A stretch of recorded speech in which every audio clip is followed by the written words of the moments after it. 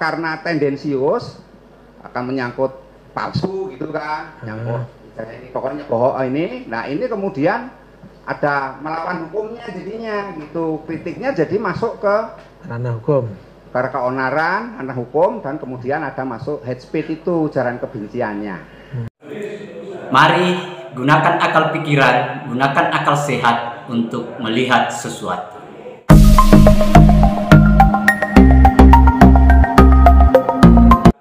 Assalamualaikum warahmatullahi wabarakatuh.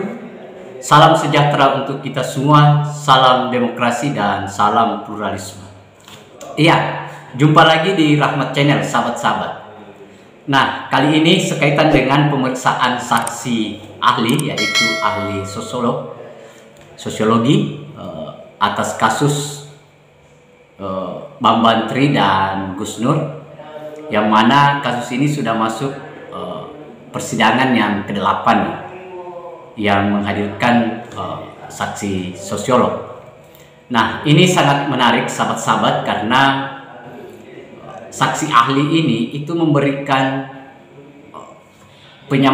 menjelaskan bahwa sebenarnya di awal podcast yang dilakukan oleh Gus Nur dan Bambang Tri sebenarnya adalah, kalau menurut saksi ahli, bahwa itu hanya sebatas podcast biasa saja. Itu di awal video atau di awal cerita. Cuma yang jadi persoalan sahabat-sahabat, kok bisa berubah menjadi tindak pidana?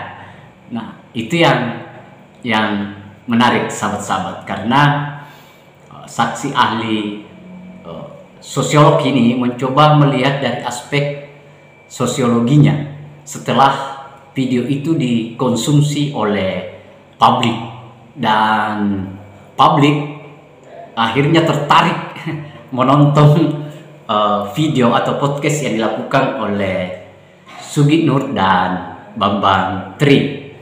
Dan itu yang ini, sehingga apa yang disampaikan oleh ahli sosiolog ini itu memberikan pengetahuan yang baru buat kita lagi semua sahabat-sahabat Rahmat Channel, bahwa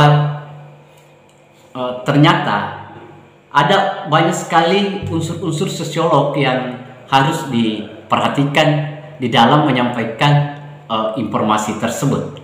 Nah, sepertinya ini yang terlanggar atau yang tidak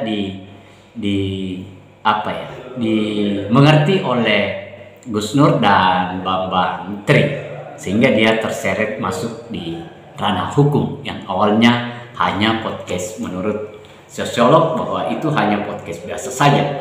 Nah, seperti apa sahabat-sahabat penjelasan dari saksi ahli ini melihat podcast yang dilakukan oleh Gus Nur kok bisa menjadi sebuah kasus besar yang menghebohkan seluruh masyarakat Indonesia, menjadi terperangah mengikuti kasus Bambang Tri dan Sugi Nur ini. Tetapi lebih lengkapnya sahabat-sahabat, mari kita lihat videonya terlebih dahulu. Oke. Ya.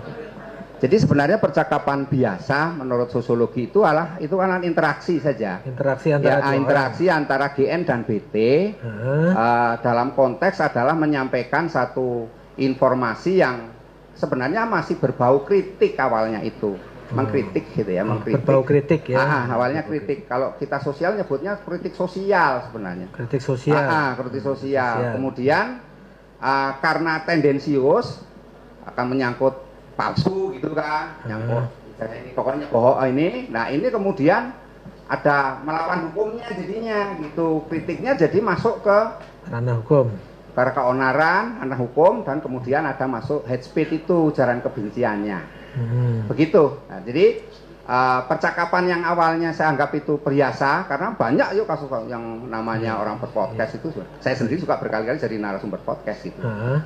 Nah itu menyampaikan. Ketika kemudian menyampaikannya ini, saya melihat ada semacam out of control gitu ya, lepas kontrol, karena menyampaikannya itu kalau dalam pengertian hukum itu kan di muka umum ya. Ini walaupun itu sifatnya podcast, tapi itu di muka umum.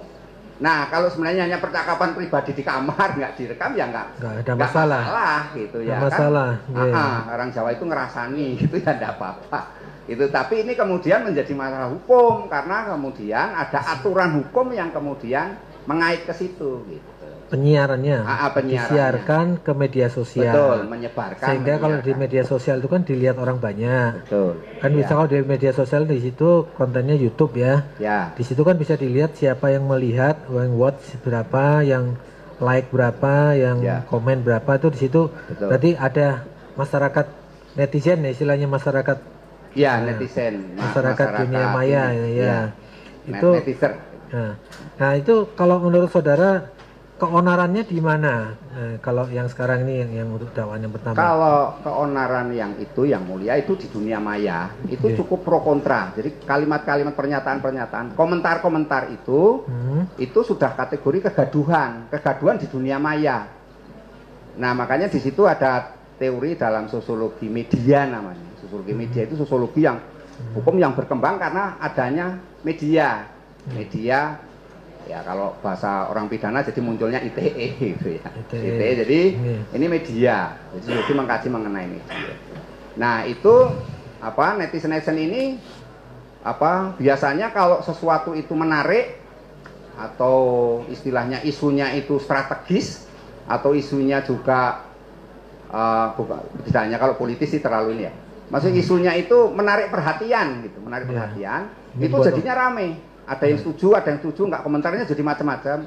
Kemudian apalagi yang disidangkan adalah mengenai Pak Jokowi, Pak Presiden kan, ijazah Pak Presiden itu sesuatu yang orang melihat dulu ini Pak Presiden ijazahnya ini menarik perhatian lah. Iya.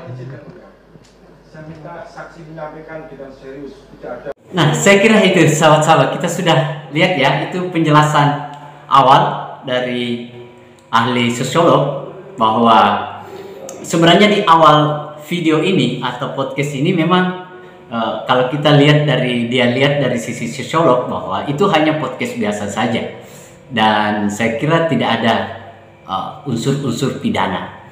Tetapi karena ini disampaikan dengan tendensius. Kalau tendensius itu berarti ada sesuatu yang mendorong terjadinya proses, baik itu pahala atau apa segala macam itu. Nah, karena dia disampaikan dalam konteks tendensius, apalagi menurut saksi ahli bahwa tokoh yang di dalam video itu adalah seorang tokoh atau dalam hal ini Bapak Presiden Jokowi yang dituduh, maka inilah yang menarik netizen. Nah, ini yang menarik netizen untuk masuk atau melihat seperti apa sih podcast yang dilakukan oleh Sugi Nur dan Bambang Tri ini. Nah, itu sehingga pada saat terjadi itu, karena dia tendensius itu, maka mau tidak mau terpecahlah. Ternyata onar itu bukan saja terjadi di menurut saksi ahli bahwa keonaran itu atau kegaduhan itu bukan saja di dunia fakta atau di yang kelihatan, tetapi ternyata itu membuat gaduh di dunia maya. Nah itu yang titik apanya, kenapa ini kok podcast dijadikan sebagai podcast dianggap sebagai melanggar hukum.